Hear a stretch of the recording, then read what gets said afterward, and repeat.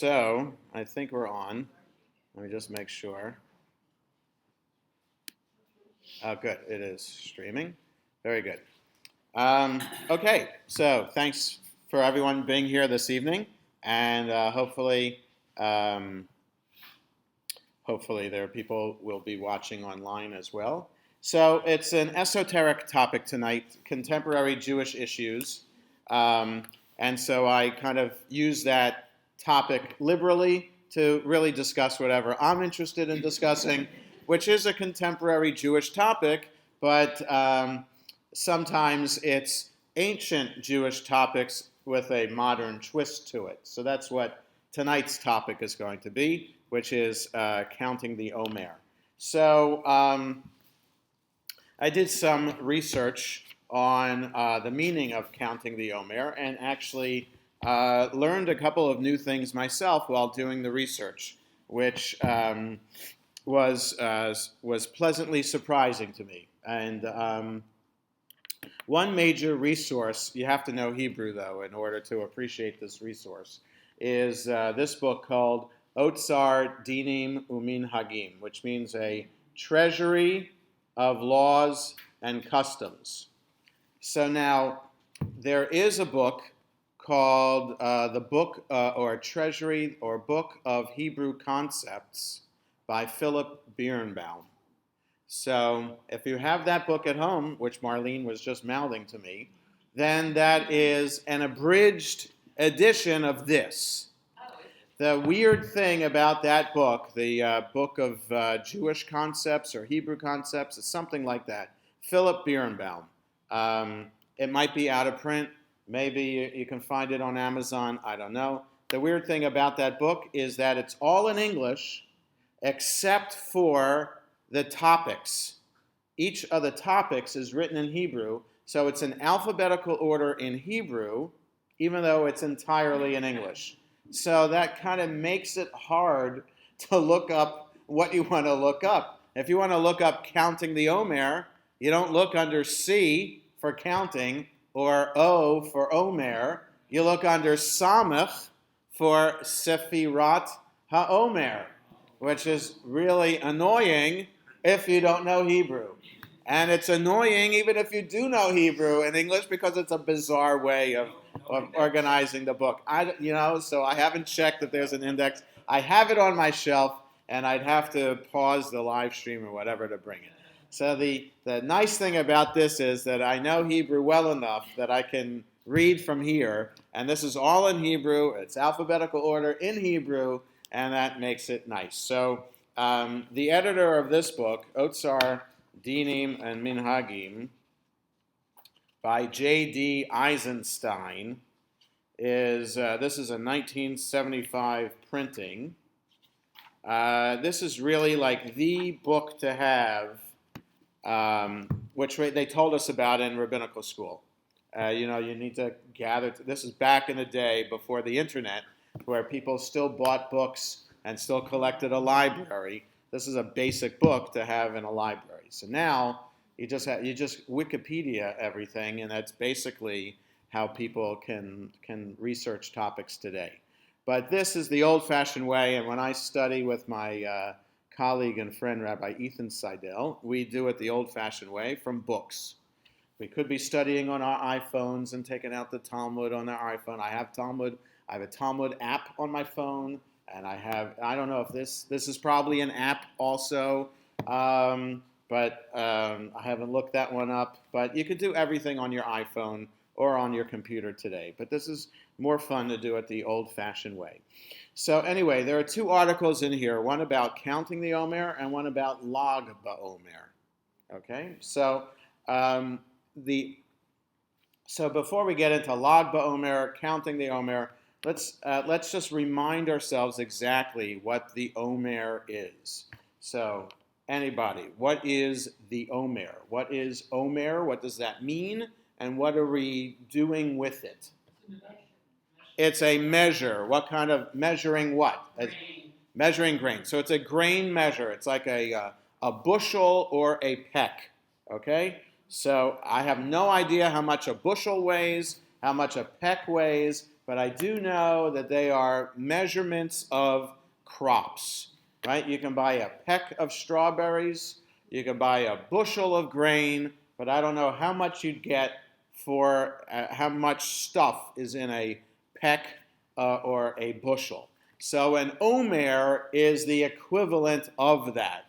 It is a measurement of a quantity of grain. Okay, now you can look online to find out exactly what the measurement is, but that is that the Torah tells us that we are supposed to bring. Okay, instead of me telling you what are we supposed to do with the Omer then? So an Omer is a bushel of grain. So what? What are we counting? What are we doing with this Omer? Supposed to bring it to the temple when?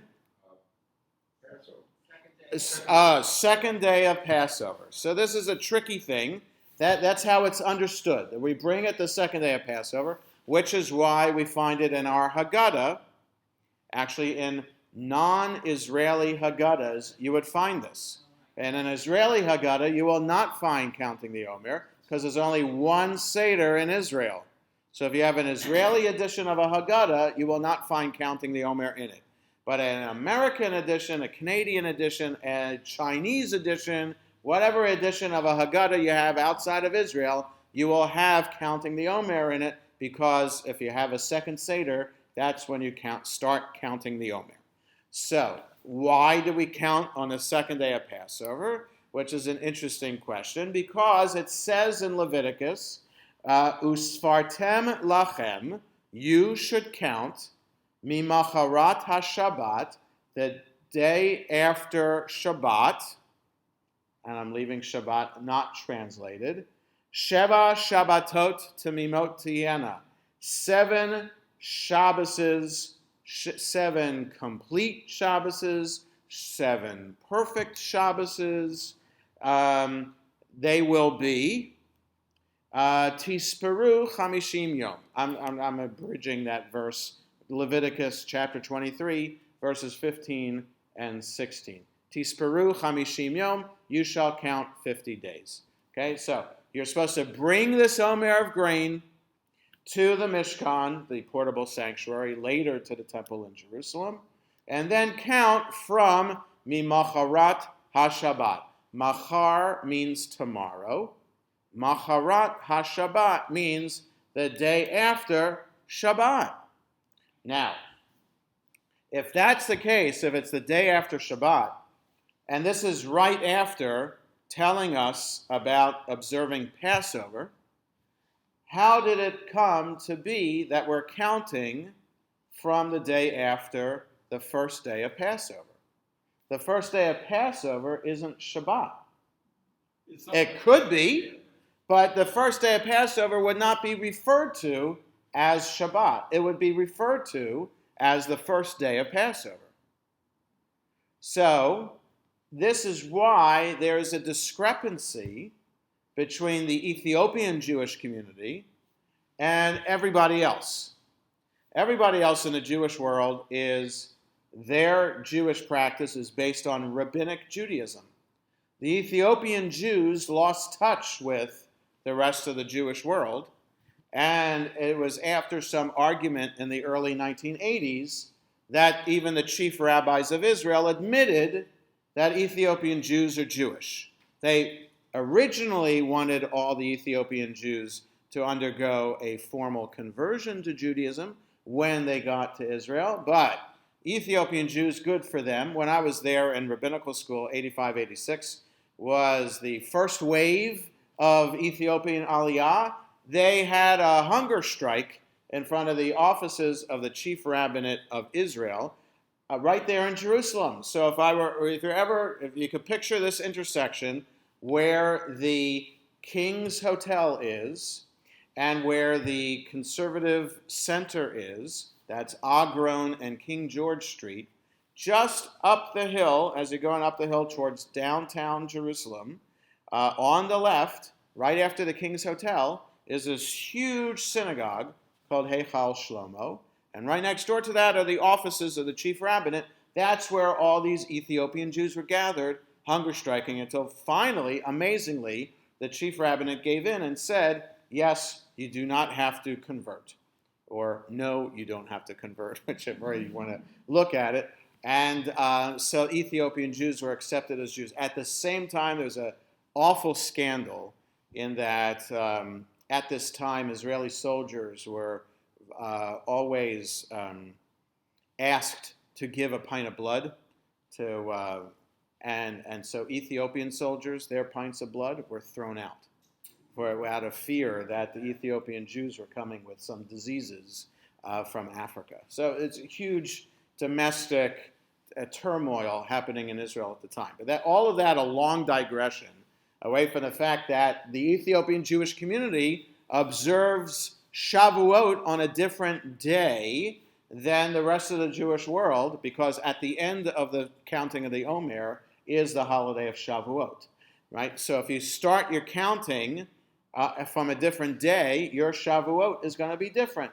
So for them, it makes sense. From the day after the first Shabbat, after the beginning of Passover, would be the time. So Saturday night during Passover is when the Ethiopian Jewish community starts counting. So their Shavuot is always the same day. Every year, the same day of the week. Every year. Whereas the rest of the Jewish world, the rabbis say, Macharat HaShabbat, the only time Shabbat doesn't mean Shabbat, it is right here when the rabbis say the day after Shabbat is the day after the first day of Passover. Because Yom Tov is like Shabbat. So Shabbat's a day of rest, Yom Tov's a day of rest, except the only difference is you're allowed to carry on Yom Tov and you're allowed to cook. But otherwise, it's the same thing, right? So for men, it's a day of rest because at the time of the rabbis, men aren't cooking, and they're probably not carrying either. It's the women who would be carrying things around and were doing the cooking. So it's the same thing for them.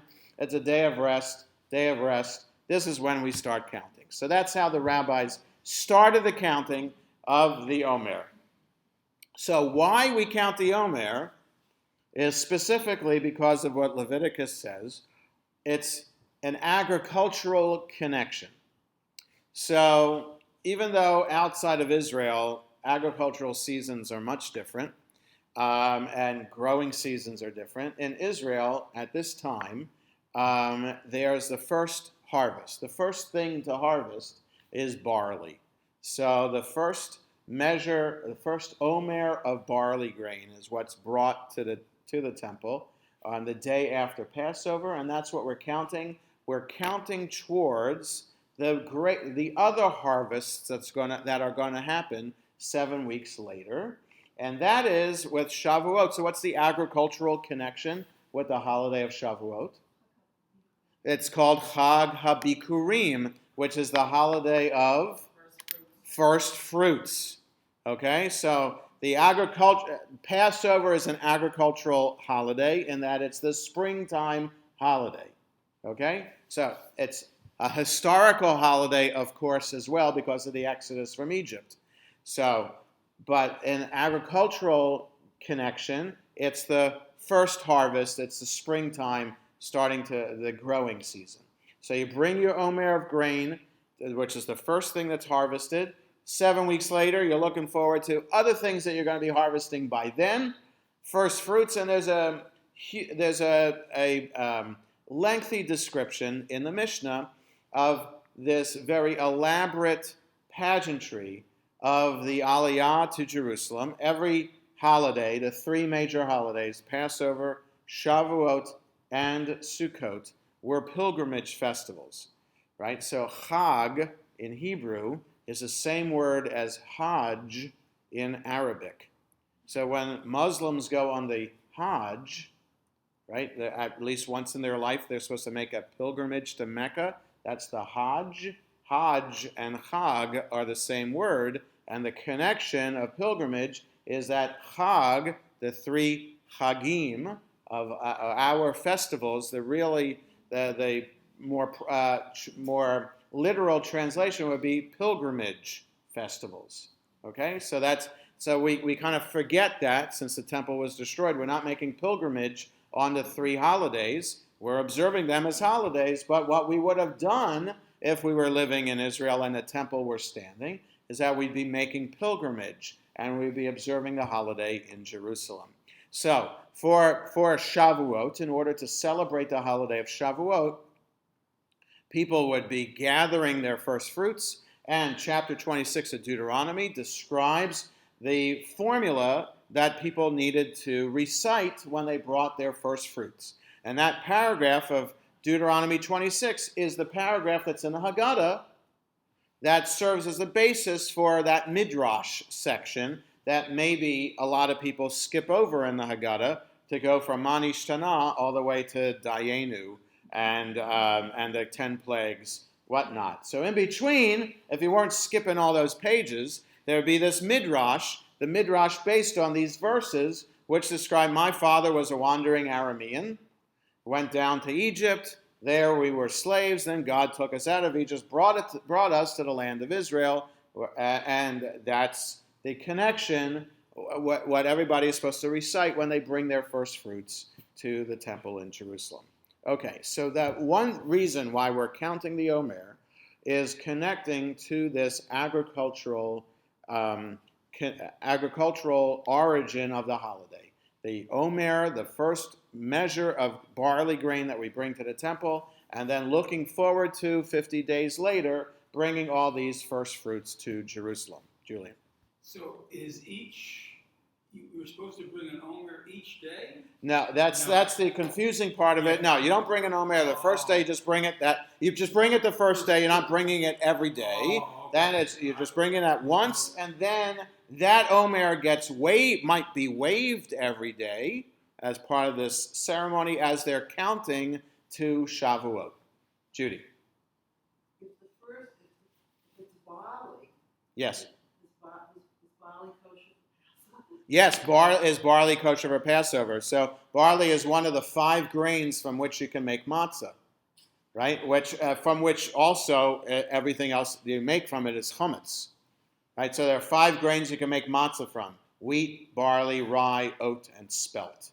Those 5 grains. Anything else that's a grain that might be considered a grain, like rice or corn, was not grown in Israel at the time, so that's not considered a grain in this category, and it's not considered chametz originally in those 5 grains. That's a different discussion about kitniot, about legumes and those things, whether you can eat them on Passover or not. So 5 grain barley, yes, you can. Yeah, I don't know. Maybe in some gourmet kosher markets you can buy barley matzah, but you can buy oat matzah, and I believe you can buy spelt matzah for the people who have a gluten allergy. Some people with a wheat gluten allergy might be able to eat oat matzah and might be able to digest that and not get sick from that. So there are options available for eating matzah, but barley definitely is one of those kosher grains. Marlene. So you bring the barley in the measure the first day, or you Yes. Then so the people, but then people would go home. Right? So okay, so. They count at your house. Right. So here's the thing, why it's 50 days and what the importance of this counting is. So here's an interesting thing that I learned from this Otsar, Dinim, and Minhagim. Why 50 days? So there's a midrash that, where is this? Yes. That the land of Israel is 400 parasangs by 400 parasangs wide. That's the area of Israel. Instead of square miles or acres, it's parasangs. How much is a parasang? We don't know. But a parasang is like an omer. It's a measure of distance instead of a measure of weight. It's 400 parasangs by 400 parasangs, according to this midrash. Jerusalem is smack dab in the middle. That means that to the furthest edge from Jerusalem is 200 parasangs long. And it takes 20 days to walk 200 parasangs. So, you are in Jerusalem for the week of Passover, but you've started the count already. So that's 7 days you're already of the 50 that you're in Jerusalem. Takes you 20 days to get home. Takes you 20 days to get back. 40 plus 7, 47. You got 3 days at home to do your business, catch up with everybody, and say, oh, nice knowing you. Got to get back to Jerusalem for the next pilgrimage holiday because it's going to take me 20 days to get back there. Got to gather the first fruits. It's hard to be a Jew in the land of Israel when the temple is standing because you got to hire other people to do the harvesting for you. Right? So if you're in Jerusalem for Passover, well, you had to bring a lamb with you to Jerusalem for Passover, or go in with a few other families on a lamb. Right? So you go, you have your family outing, or let's say your chavurah. Let's get our lamb this year. Okay, who's buying the lamb? Well, I'll chip in. We're all going to chip in on this lamb, and let's all travel together to Jerusalem, and we're going to have our chavurah seder at the temple. Okay? So you're bringing that. Oh, and if we have an Omer of grain already, if we got some barley, let's bring that with us too. Why not? But not everybody has to bring it, but it was brought, or the Kohanim brought it. It's not like it wasn't as necessary to bring an Omer of grain as it was that everybody had to participate in the Passover sacrifice. Okay? Everybody really had to eat that. Whether you brought your Omer or not, that was okay. So you bring your Omer of barley, and you bring your lamb, and you're coming to Jerusalem. And while you're there, you're making arrangements. Now, let's say you want to bring your family with you. You got to hire other people to take care of your land, harvest the rest of the barley, because you only just started, maybe a little bit of the barley was ready in time for Passover. Depends when Passover falls. Then you got your fruit that are still growing on the tree. There's some later spring fruit. There's some wheat that's going to be growing that's not ready yet.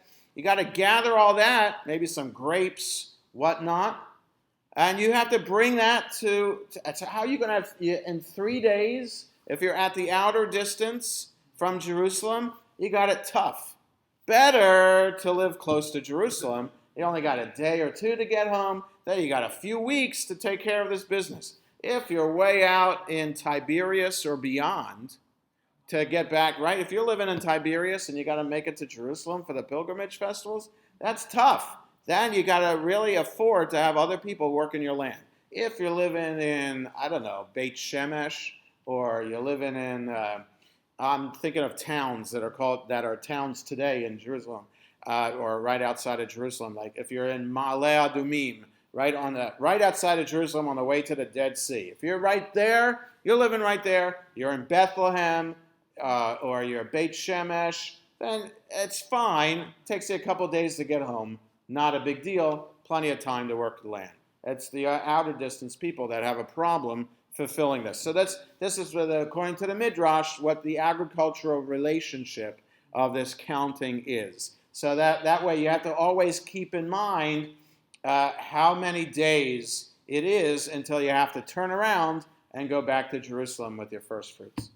I'm somewhat confused. You're saying it's 50 days later when the first fruits would come.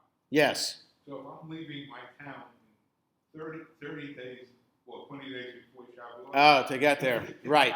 So whatever, right. So David, that's the point. So the further away you are, the less first things you have with you to be able to take to Jerusalem, because you are 3 weeks ahead of everybody else. So now it's possible that if you're north, let's say you're in Tiberias, you're below sea level, maybe things grow faster below. I don't know. I have no idea. I'm just guessing. There are other things that you can bring. And there's no judgment about what you're bringing and the quantity of what you're bringing.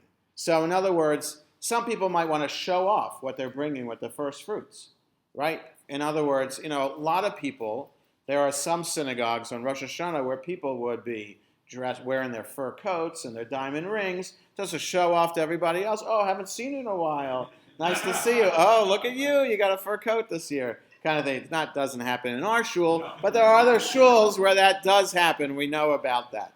So that it could be, this is not a new thing. It's an old thing because the Mishnah talks about this. There will be some people who'd want to have their silver or gold baskets in which they'd be having their first fruits because they're showing off.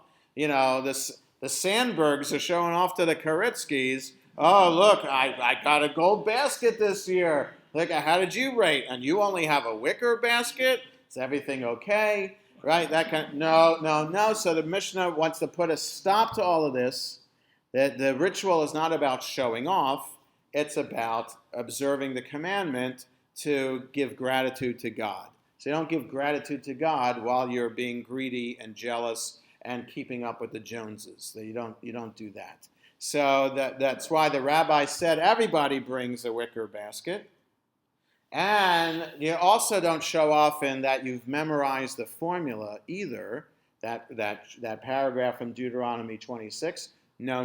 You can't show off I learned Hebrew this year. You didn't learn Hebrew, and I'm more fluent in this, and I know it with the trup. Oh, look, that fancy tune that you have for singing it.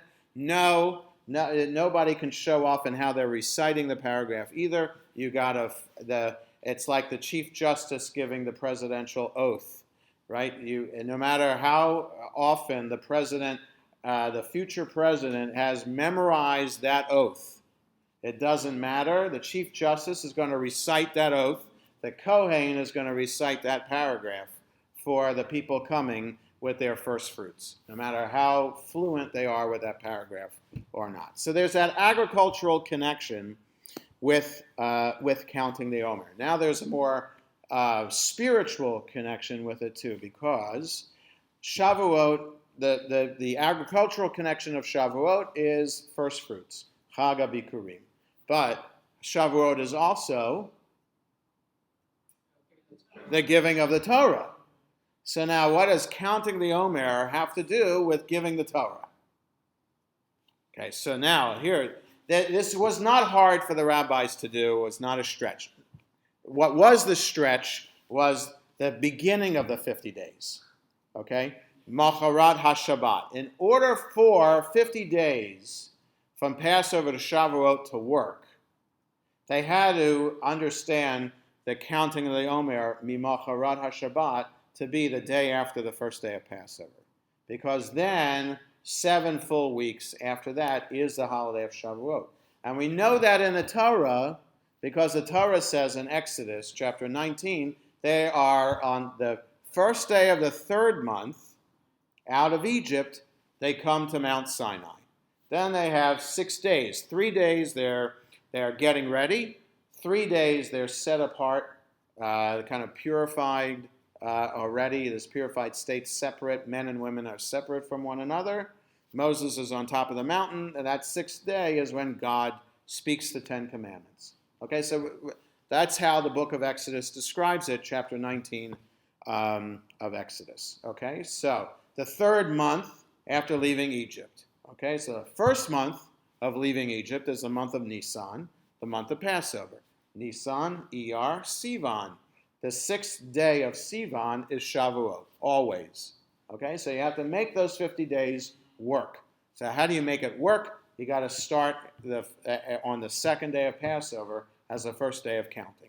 So they had to play with those words in order to make that work to get to Mount Sinai on that 6th day of the 6th month. So that works. Okay? So just playing at the beginning, it works at the end. Okay.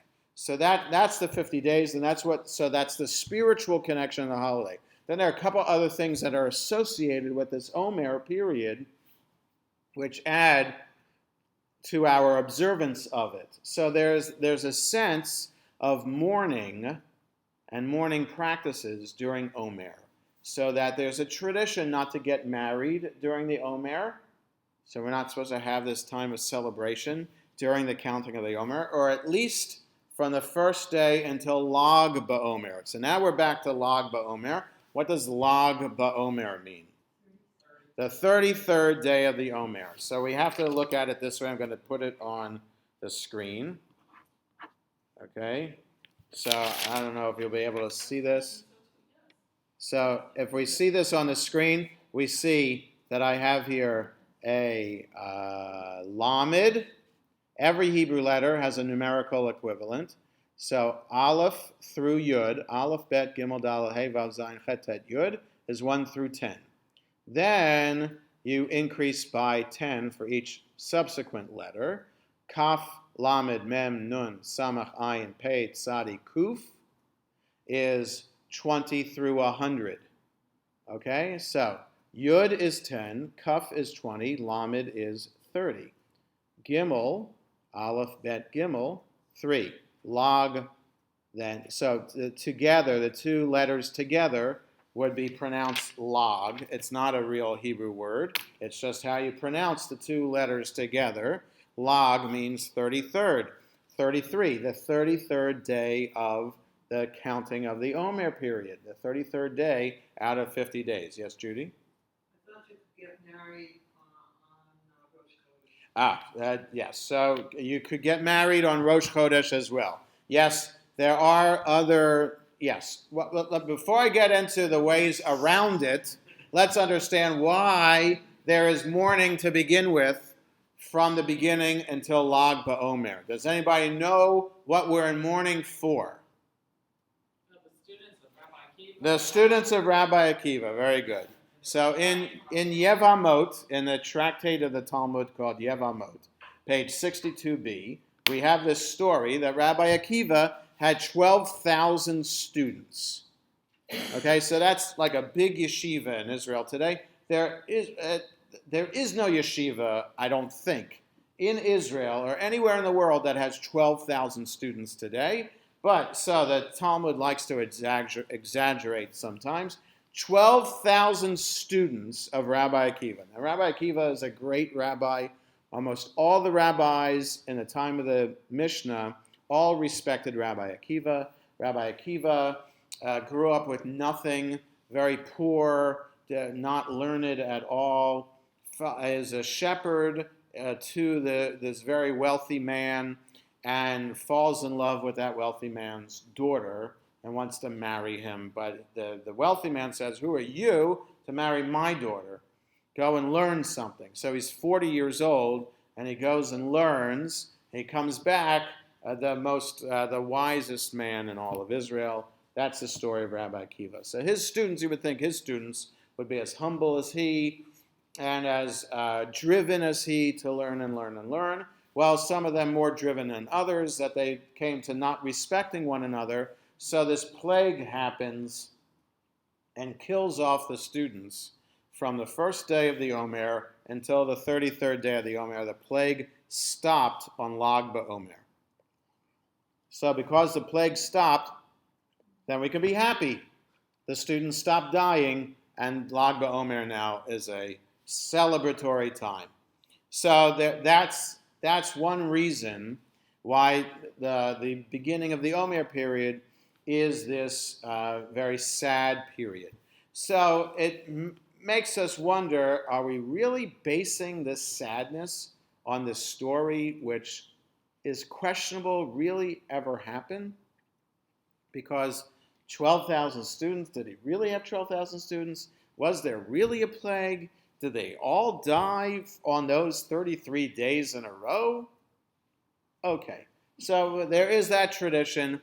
So we maintain this tradition. So what people do to maintain this, not only do they not have weddings except for Rosh Chodesh. So there's Rosh Chodesh ER happens during those first 33 days. Some people would say Yom HaAtzmaut, Israel Independence Day, would be a time to have a wedding. So that also happens about a week after the Rosh Chodesh of ER. So those are two possible times. And Lag BaOmer itself as a time to have a wedding. So it works out if Lag BaOmer falls on a Saturday night Sunday or Sunday night Monday, that's a good day to get married in America. So it works out. Other people would say either don't do the Omer mourning period at all, and other people would, if there's absolutely no other time for a couple to get married, there's some other extenuating circumstances going on in the family, then absolutely you can get married during that time. It's not like later in the summer, the 3 weeks between the two fast days of 17th of Tammuz and 9th of Av, then absolutely, really, no weddings happen, and kosher caterers take vacations, so it would be impossible to have a kosher wedding anyway during those 3 weeks, because that's when they have their vacations, and that absolutely not. But then again, if there's extenuating circumstances, God forbid somebody is dying, you need to get married for the family members to be together, then yes, even during those 3 weeks you can get married. But during the Omer, there's more of a sense of you can play around with it if you need to. There are some people who don't shave during the Omer at all, don't get a haircut during the Omer, to maintain this sense of the mourning period of the Omer. Now here's another idea between Lag BaOmer. If we think that the plague that afflicted Rabbi Akiva's students, that story is a stretch, and why are we basing mourning on that, and then the happiness of Lag BaOmer when the plague stopped? There's this other idea which I hadn't heard of until I read it here, and that is that the Lag BaOmer is connected to when manna started falling.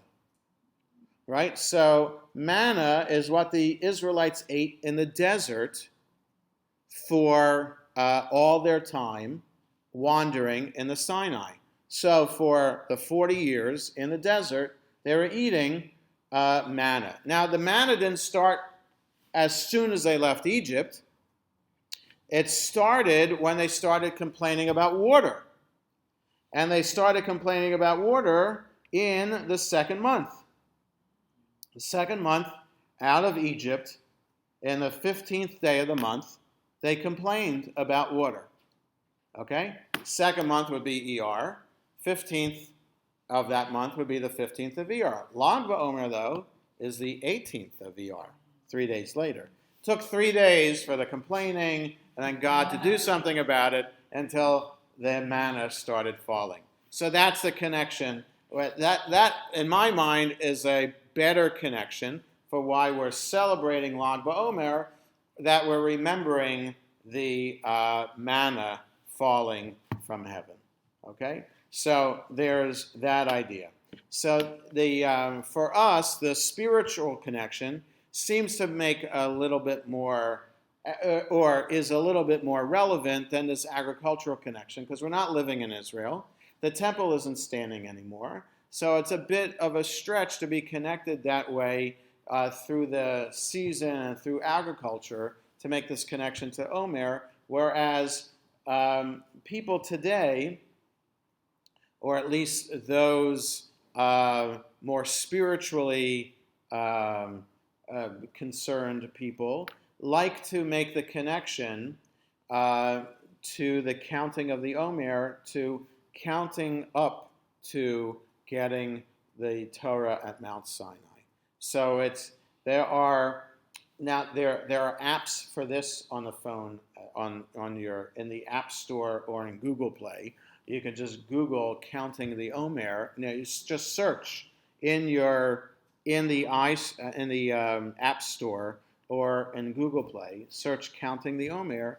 A lot of apps will appear. Some for free, some you pay a little bit for, and the more you pay, the more extensive the app is. It will have blessings for you, and then it will have the mystical connection to the Omer. And that is what I have. The new Siddur Lev Shalem has a very extensive counting the Omer description for us. It reminds us, so this, if you have your own copy of the prayer book, Lev Shalem, it's on page 63. So, Jewish mystics saw this period of counting time as one of preparation for revelation, a time of purifying the self and striving for a deeper understanding of God's relation to the world. They saw 7 circles of divine energy that needed to be entered into in order to come to achieve the revelation. Okay, so let me explain that just a little bit. So there is a sense, the Exodus from Egypt is mentioned 50 times in the entire Torah. The word Yetziat Mitzrayim, that phrase, Yetziat Mitzrayim, is mentioned 50 times in the Torah. So from that, mystics get a sense that it's related to the 50 days of the Omer. And that when we're counting the Omer, we're looking forward to reliving the experience at Mount Sinai. So on Shavuot, when we celebrate the giving of the Torah at Mount Sinai and the Ten Commandments, one way to relive it is by staying up all night, the first night of Shavuot, studying. So there are, especially in Orthodox synagogues and other traditional synagogues, there are all-night study sessions going on. So here, we don't stay up all night. We have a study session for about 45 minutes to an hour to kind of have a little bit of a token study related to bringing Torah into our lives and rededicating ourselves or recommitting ourselves to Torah. So it's not literally to the 5 books of Moses, but to Torah with a capital T, what the body of Jewish knowledge. Okay, so that's what we do here, but there are other synagogues, like synagogues downtown Silver Spring, Tiferet Israel and Of Shalom and Or Kodesh, and I think Temple Shalom also, the Reformed Synagogue, together have an all-night study session, and there's a group of people at dawn that will then daven. So it's like an Easter sunrise service, so Shavuot sunrise service. So I've done this twice in my life when I was in Israel. So when my junior year at Hebrew U, and also 3 years later in my year of rabbinical school, that conservative movement center in the heart of Jerusalem had an all-night study session. And then about a half an hour before dawn, we walked to the Kotel Plaza area and had our sunrise Shavuot service. So now that there's this egalitarian plaza, it's a little bit more Hamish to do it there, and a little bit more secluded, so you don't have people screaming at you, Orthodox people screaming at these non-Orthodox Jews gathered together for Shavuot. So anyway, it's a little bit safer and a little bit nicer experience. So those are the only times that I've had of davening. That first time at Hebrew U, when I was there for junior year, it was safe for me to walk back through the Arab part of town to get to Mount Scopus, which is northern Jerusalem. I would not recommend anybody walking from the old city to Mount Scopus that way today. Not a safe thing to do, but I did it back then with a couple other people. Totally fine.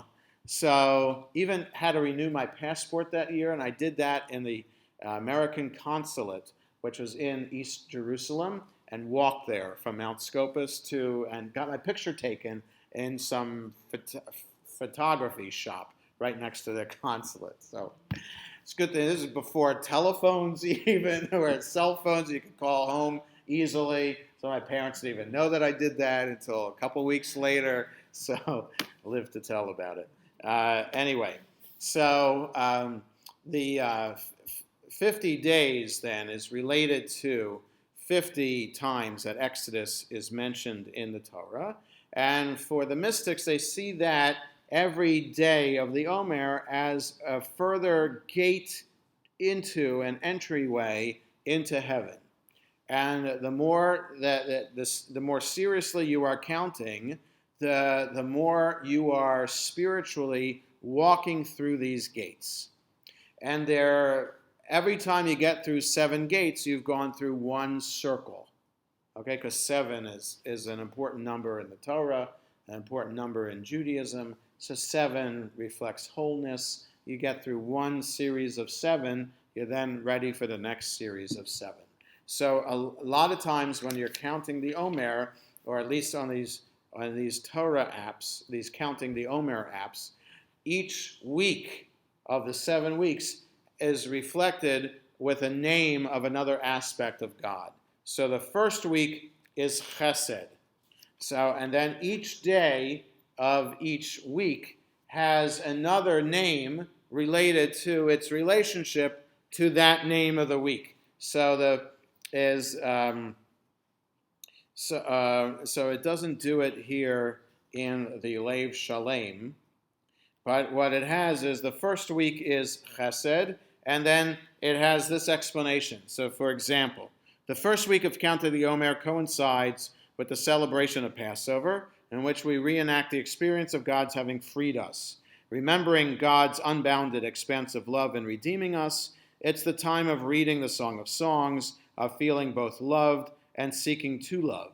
In this context, we may ask ourselves, how might I enter the world in a loving way?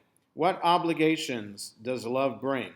As I celebrate my own selfhood and refine my understanding of being free, I might ask, how might I be kind to myself and express that kindness with others? So it's kind of a spiritual direction.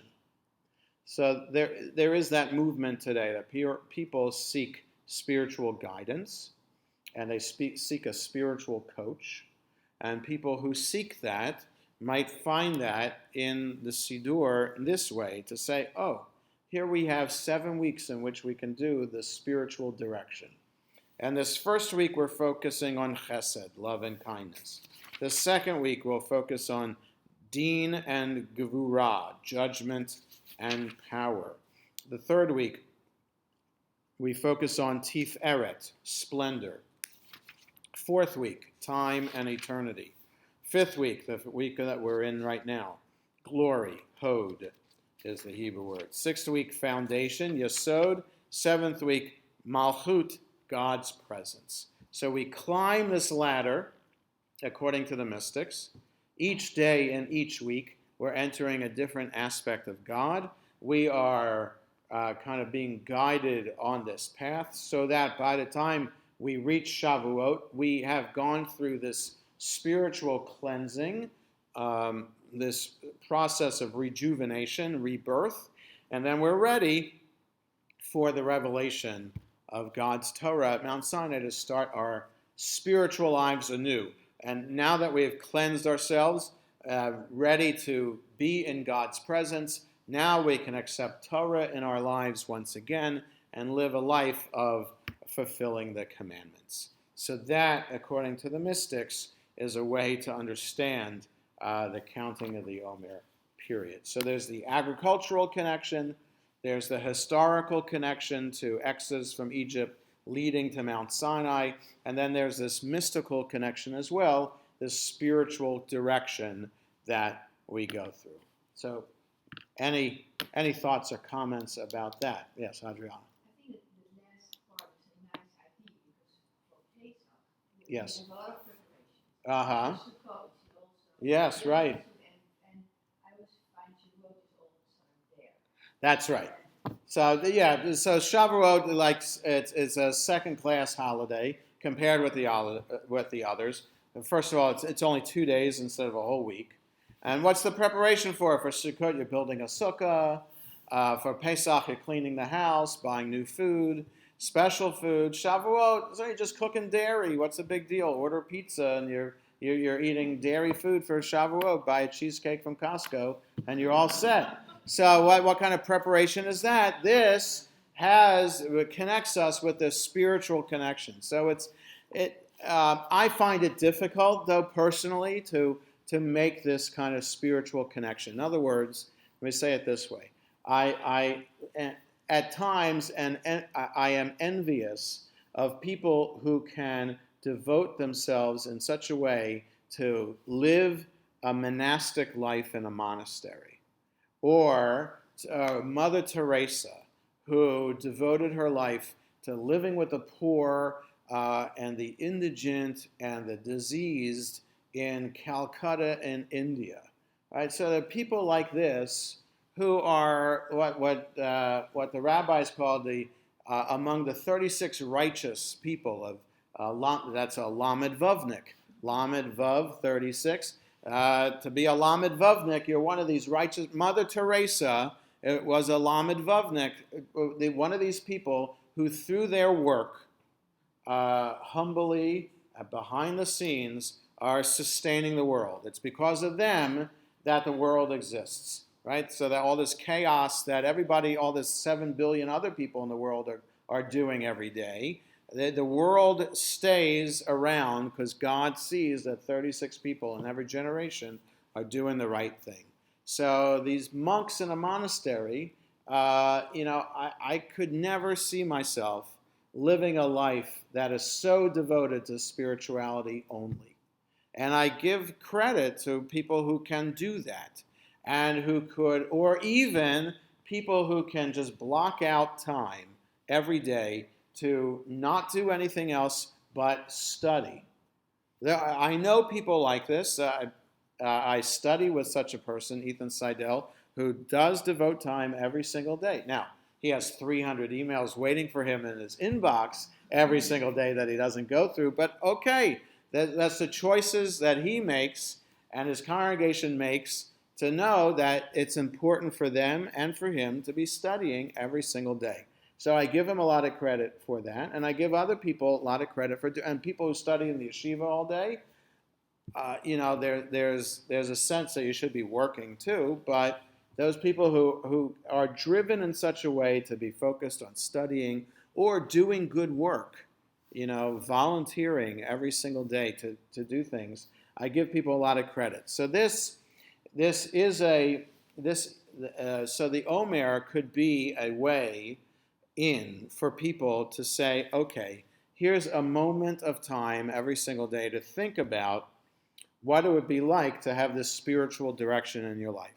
Now, if you do it the way the Sidur Lev Shalem does it, which is a focus on what the concept is for the week, and gets you to think about the question of the week, of how we're supposed to devote our time, that, I think, is a productive thing to do and a meaningful thing to do to make the Omer something more meaningful and something more spiritual in our life, rather than just this esoteric agricultural connection to an Omer of grain, or even the historical connection 3,000 years ago when our ancestors left Egypt. Here we are bringing the Omer to life and having our own spiritual journey for 50 days for a new commitment on Shavuot to doing more in our life than we've done before spiritually.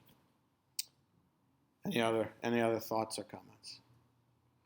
Okay, so thank you for coming tonight, and happy 40th day of the Omer. 10 more days until Shavuot.